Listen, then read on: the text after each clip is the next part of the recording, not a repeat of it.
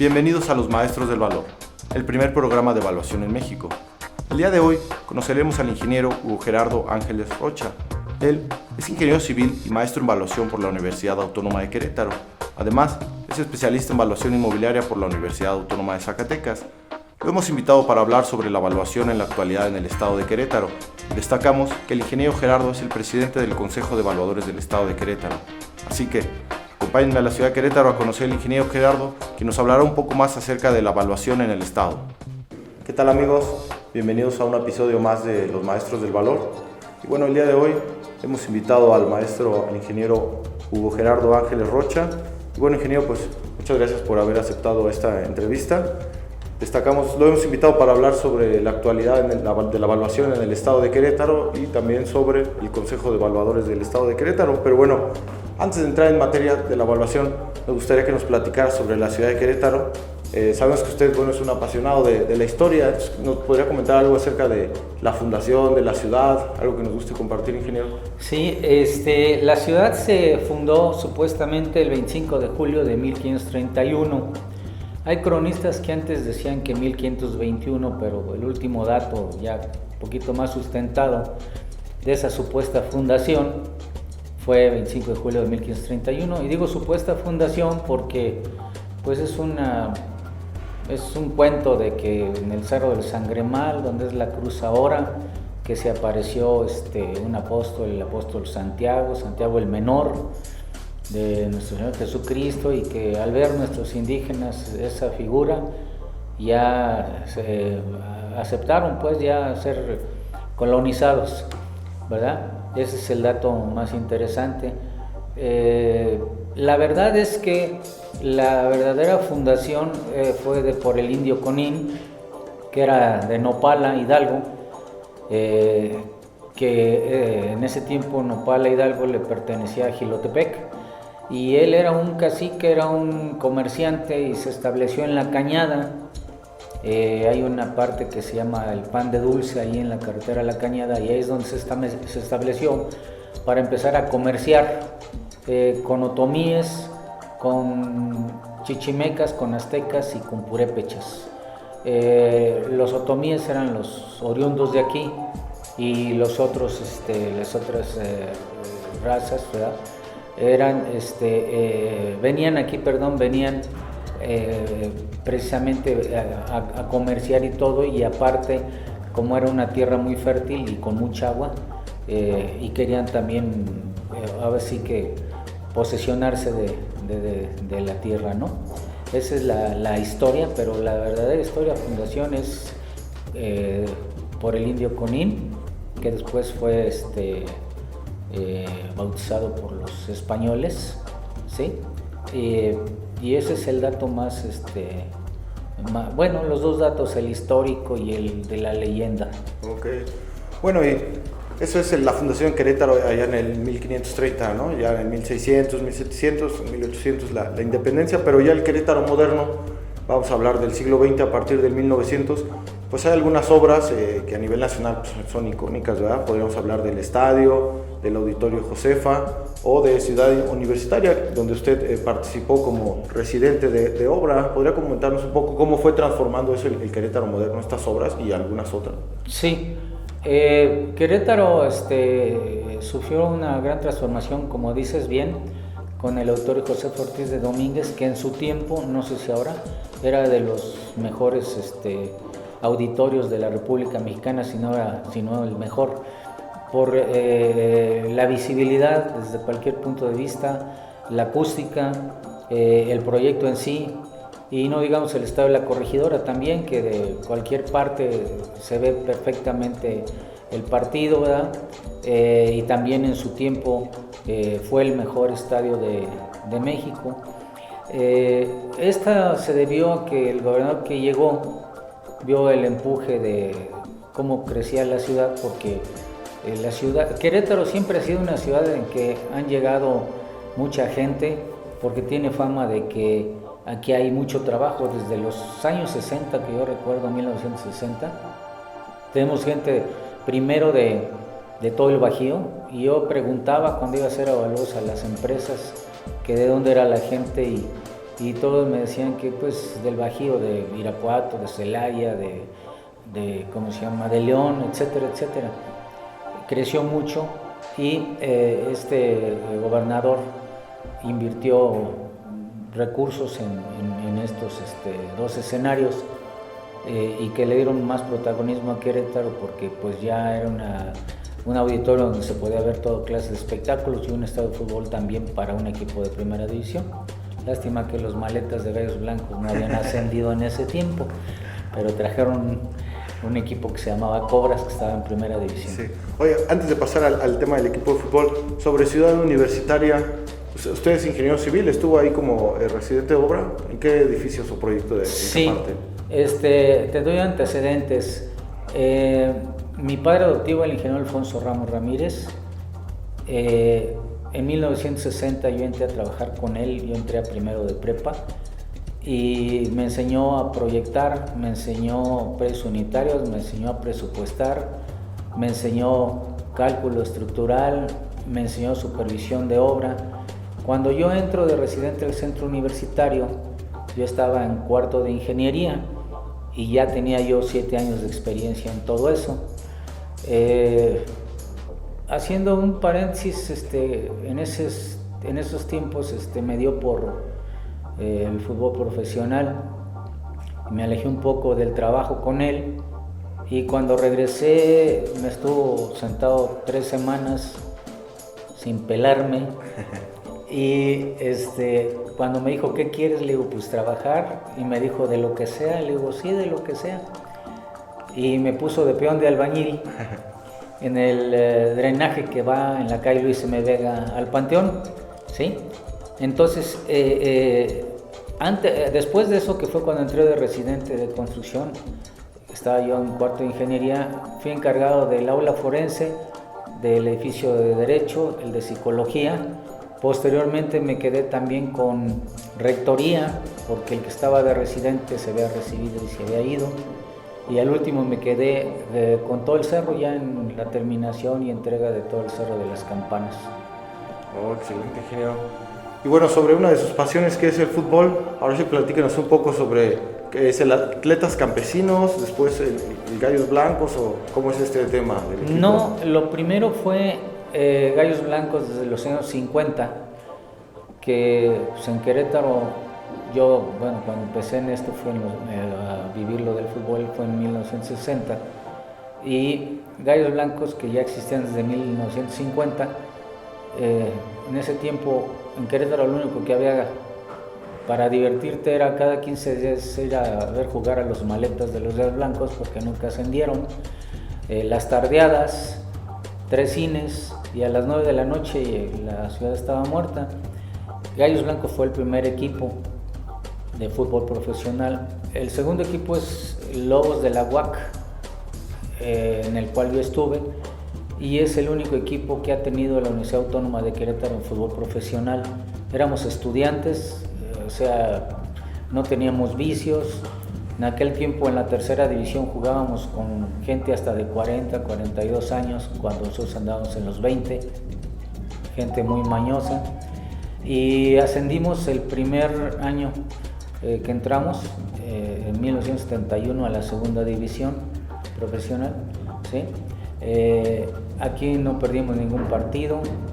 Los Gallos Blancos, cuando no estábamos en tercera división, nos invitaban a jugar interescuadras, siempre les ganamos. En la segunda división les ganamos los 2 partidos.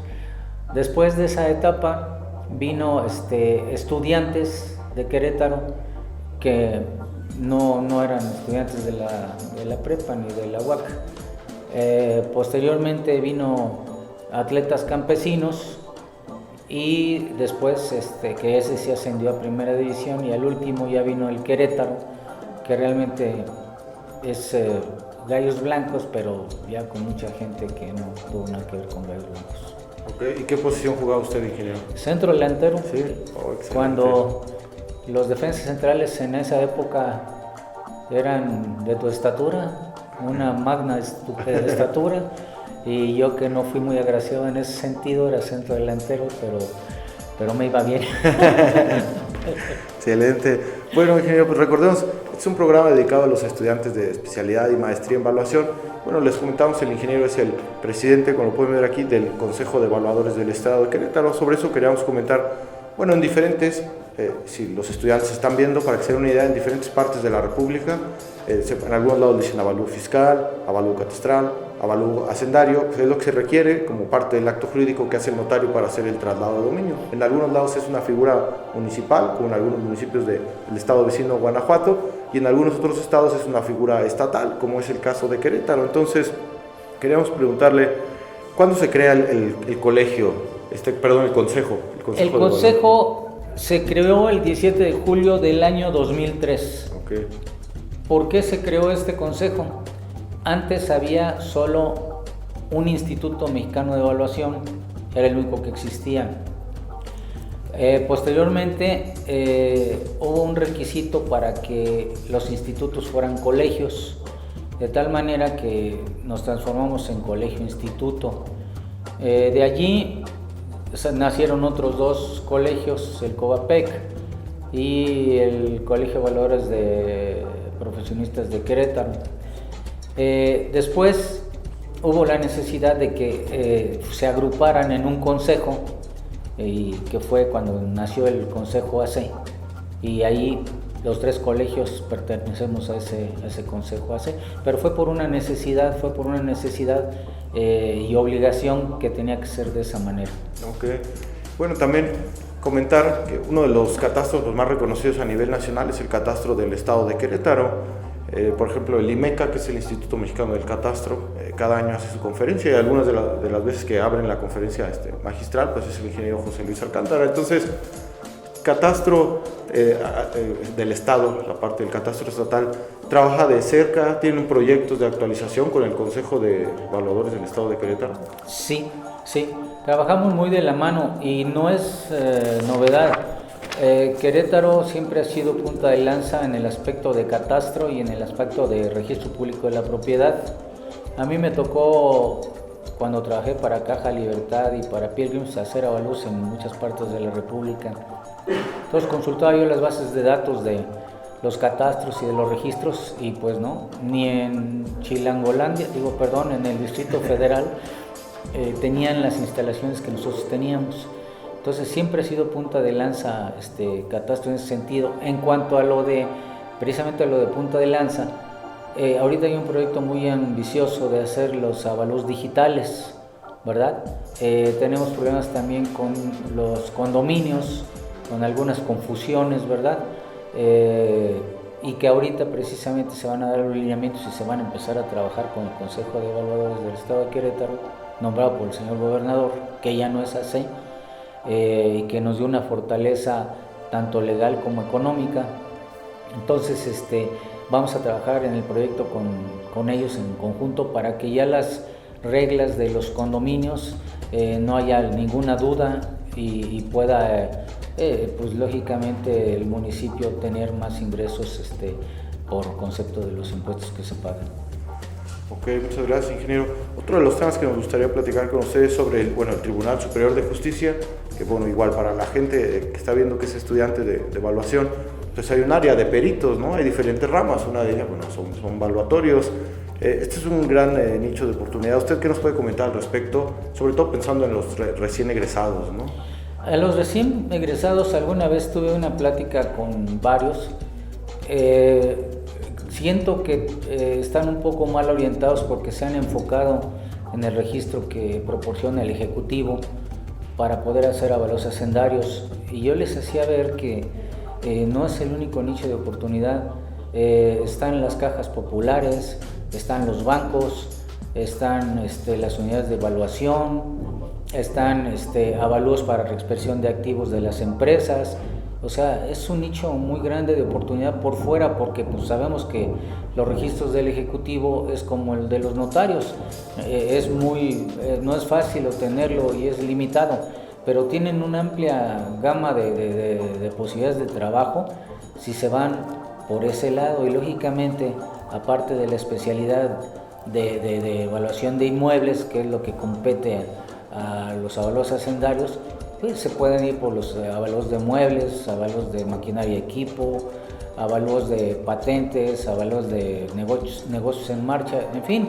Una, dos, Querétaro está competidísimo y eso lo deben de entender los egresados de la maestría. Somos el estado que hemos tenido la tasa de crecimiento más alta de toda la República en relación con nuestra población desde el temblor de 1985 y sigue llegando gente, entonces se ha vuelto competidísimo, por eso también se han reducido el abanico de oportunidades para los profesionistas, pero aún así todavía es grande el abanico. Yo les recomendaría que se enfocaran en todo eso que les acabo de decir y también enfocarse en lo de tratar de obtener el registro de gobierno del estado, pero que no se ilusionen nada más con eso. Una, otra no es fácil. Yo tengo más de 40 años dentro de la evaluación en Querétaro y pues hasta hace 10 años empecé a ver la luz, o sea, no es fácil. Tienen que entenderlo también, hay que trabajarle incluso sábados y domingos si es necesario para que las clientes sepan que hay evaluadoras que sábado y domingo también trabajan, ¿sí? Y lógicamente eso va a crear un nicho de posibles clientes para todos ellos. Sí, de hecho, ahorita que lo mencionó, bueno, en el estado de Querétaro, pues el sector industrial es fuerte. En números redondos hay alrededor de 45 parques, quizá más, ¿no? O sea, no es un número exacto, 45, 48, 50, pero ese es un nicho muy fuerte precisamente en cuestión de, bueno, básicamente lo que dijo, ¿no? Evaluación de negocio en marcha, de intangibles, de maquinaria, ¿no? Las empresas que están ahí necesitan por diferentes cuestiones evaluar su maquinaria, sus flotillas. Sí. Eso es un nicho fuerte de oportunidad en la evaluación, o sea que tal vez si alguien está estudiando, en los inmuebles sí hay trabajo, pero si alguien está en la maestría y quiere empezar con su tesis sobre algo, eso puede ser una buena opción, ¿no? Para que se vayan metiendo a la parte industrial. Pues tenemos aquí 45 y tristemente a veces evaluadores de México vienen a evaluar esas cosas, ¿no? Sí. Entonces, a lo mejor es un nicho de oportunidad más grande para una universidad o un colegio, no tanto para el consejo de evaluadores, porque ellos están en el tema de los hacendarios, ¿no? Pero como gremio, ahí hay una fuerte oportunidad, ¿verdad? Queremos ahora platicar sobre su tesis llamada Servicios Públicos y Equipamiento Urbano, Factores del Abandono de Vivienda de Interés Social en Querétaro. Y bueno, puede comentarnos a grandes rasgos pues qué es lo que observó en estos desarrollos que analizó, o de qué se trata su tesis, ¿no? Para los estudiantes. Sí, quisiera nomás hacer un comentario respecto a la pregunta anterior. En las empresas siempre hay la necesidad de la restricción de activos, porque los contadores van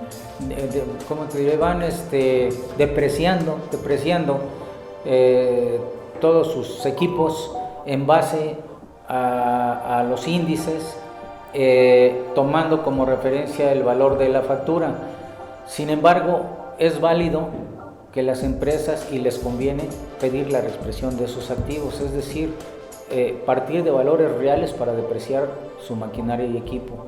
Los jóvenes que van saliendo tienen que entender eso, que ahí hay un nicho muy grande de oportunidad. Nada más que hay que ser socialitos, hay que ir a tocar puertas, hay que ir a ofrecer los servicios y de esa manera van a poder entrar a todas esas oportunidades y también hacerles ver que si vienen de México les va a costar más caro simplemente por los viáticos. Ahora, volviendo a lo de mi tesis, quise hacer esa tesis porque durante muchos años se ha solapado al desarrollador inmobiliario. Querétaro no es la excepción. Incluso gente que llegó de fuera era lo que generalmente hacía. ¿Qué hacían? Compraban terrenos baratos, alejados de los servicios básicos, y pues esperaban a que creciera la ciudad para que pudieran acercarse otro tipo de servicios como son iglesias, supermercados, transporte, etcétera, etcétera.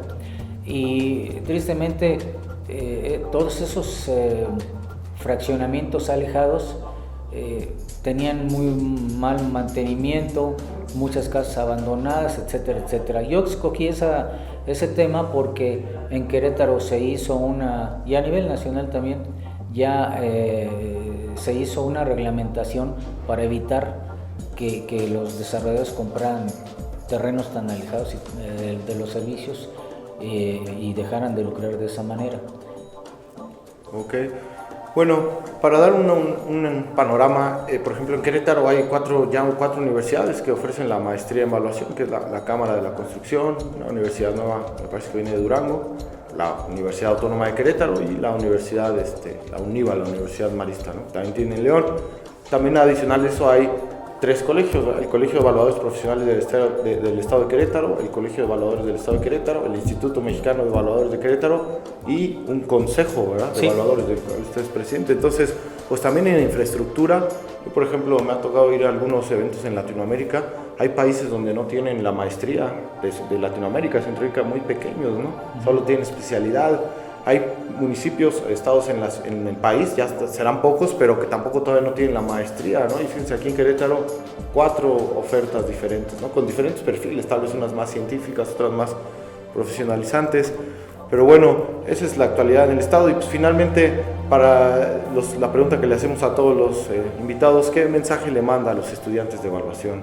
Lo que dije ya en varias ocasiones, tienen que echarle ganas, tienen que saber que está muy competido el mercado, tienen que venderse en el sentido de, como digo, acudir a las empresas, acudir a los bancos, a las cajas populares, a las uniones de crédito, etcétera, etcétera. Y de esa manera van ellos a poder tener ya trabajo suficiente y que, reitero, no es fácil, hay que trabajar mucho, trabajar más horas y finalmente la recompensa va a llegar. Espero que no les llegue a los 30 años como a mí, pero bueno. Okay, eso bueno. Es lo que yo les puedo decir, que no se enfoquen nada más en eso, hay muchas cosas. Incluso en la universidad, en la UAC, en mi escuela, pueden estudiar otro tipo de especialidades que no estén tan explotadas, ambientalismo, no sé, tú mejor como maestro lo sabes, que hay ya muchas opciones, ¿sí? Entonces eso sería mi Sí. consejo. Bueno, y espérame, una última, ya sé que cuál. no se casen. Porque si se casan nunca van a progresar.